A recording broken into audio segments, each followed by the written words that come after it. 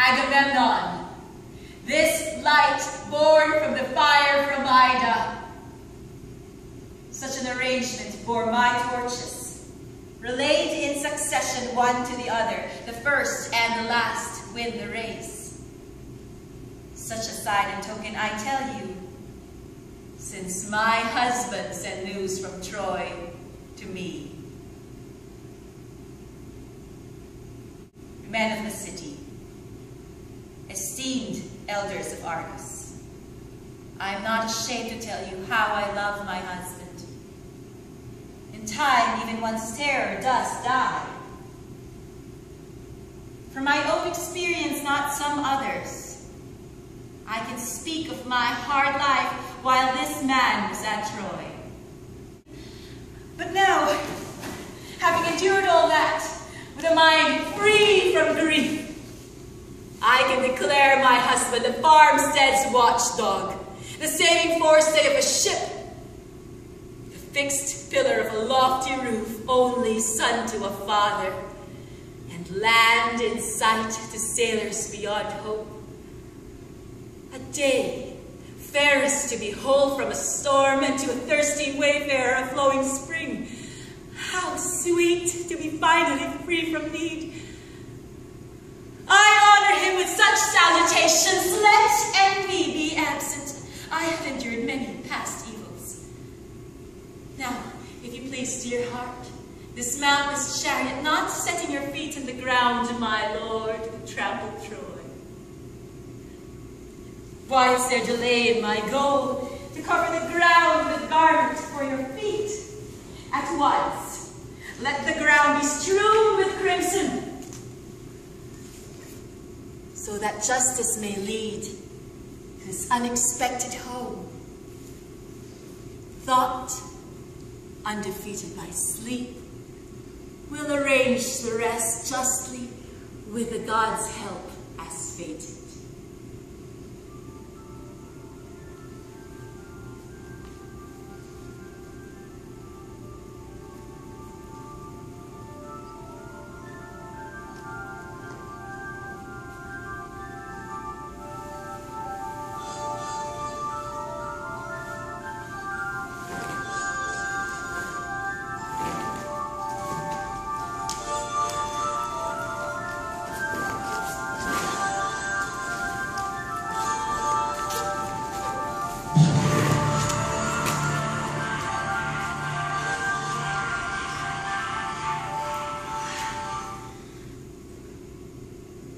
I have spoken many well-aimed words before, and now am not ashamed to speak the opposite.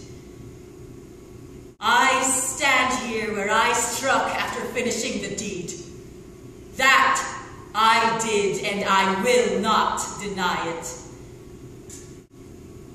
Thus the matter stands, esteemed elders of Argos. Do rejoice if you will rejoice.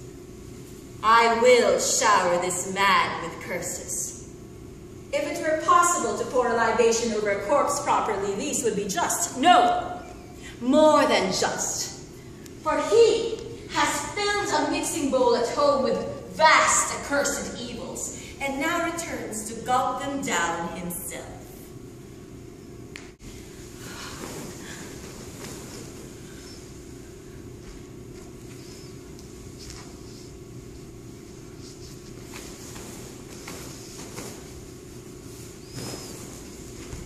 It's 2 o'clock in the morning.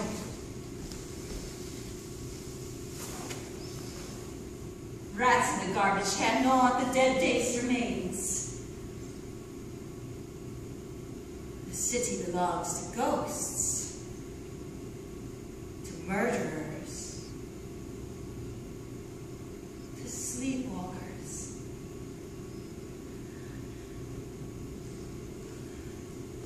Where are you? In what bed?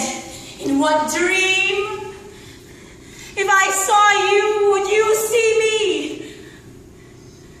You would not, for we are not seen by our dreams.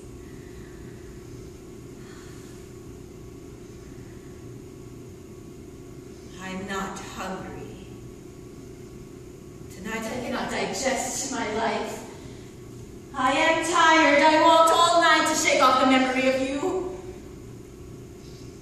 I am not sleepy. I'm not even hungry for death.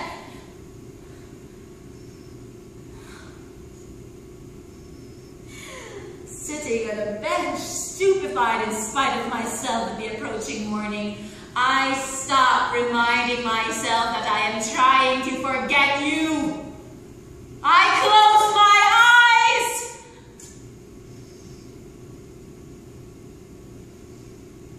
These are only after-hour rings. Lovers, our bodies, preachers, our souls, and murderers, our lives. I challenge them to take mine and change a single thing in it.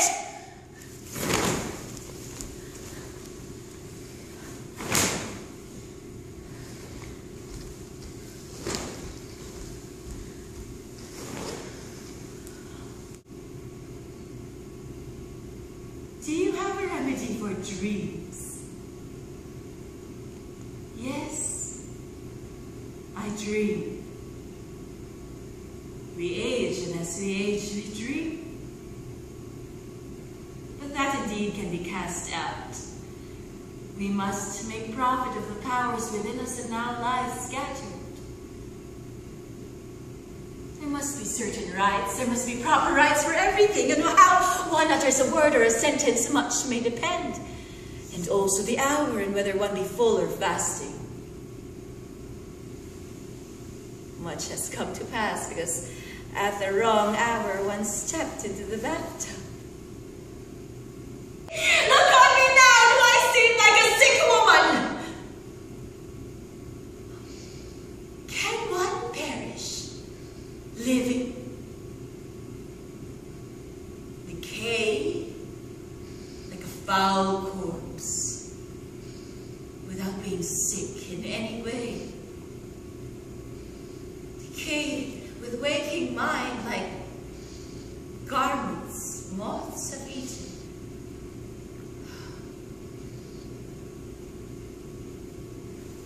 And then I sleep.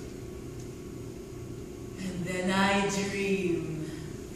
And I dream that all the marrow is molten in my bones, and still I stagger on. I do not know what it is that thus suppressed me, and whether over us or under us be their abode.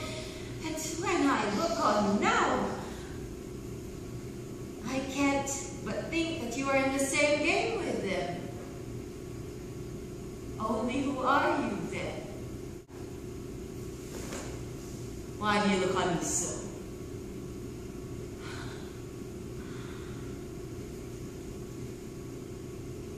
These dreams must have an end, and whatever demon has been sent will leave us when the right blood is spilt.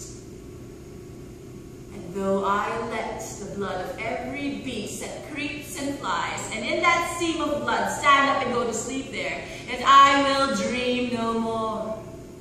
Dreams are nothing but a sickness and break down the strength, but I will live and be the mistress here. I will not have such seizures of the soul as send me hither like a peddler woman to blot my nights out to you. I am as good as sick, and sick folk tattle of their ailments, that's all. But I will be sick no longer. I will wring, one way or the other, the right word out of you.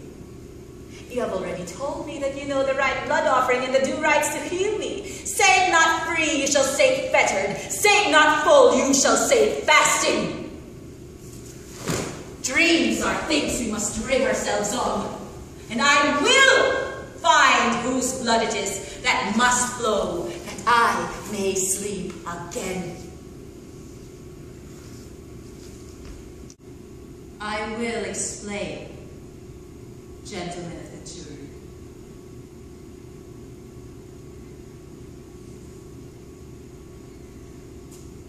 I stand before countless eyes, circles of hands folded on knees, bare feet placed in stone. pupils staring straight ahead, and mouths tightly closed, set in judgment. I stand before a statue-like assembly. I killed this man with an axe in the bathtub with the help of my wretched lover who couldn't even grab hold of his feet. You know the story. There isn't one amongst you who hasn't repeated it at least 20 times after a long evening meal while the servants yawned. And there isn't one amongst your wives who hasn't, at least for one night in her life, dreamt of being Clytemnestra.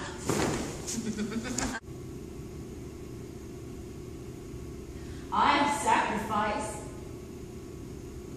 the future of my children for his personal ambition.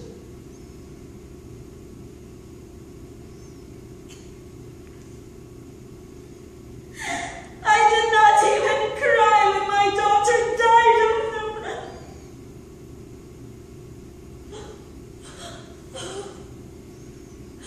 I allowed myself to melt into his destiny like fruit in his mouth so as to bring him nothing but sweetness.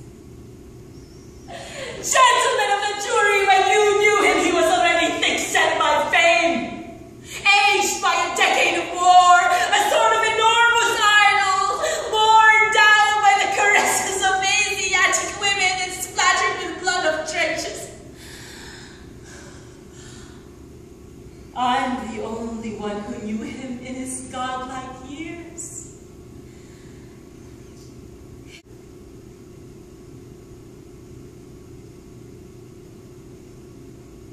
But men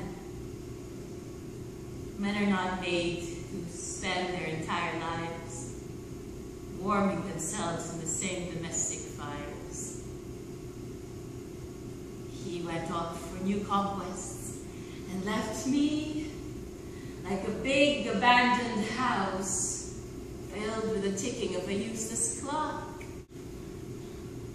The years went by like a procession of widows in deserted streets.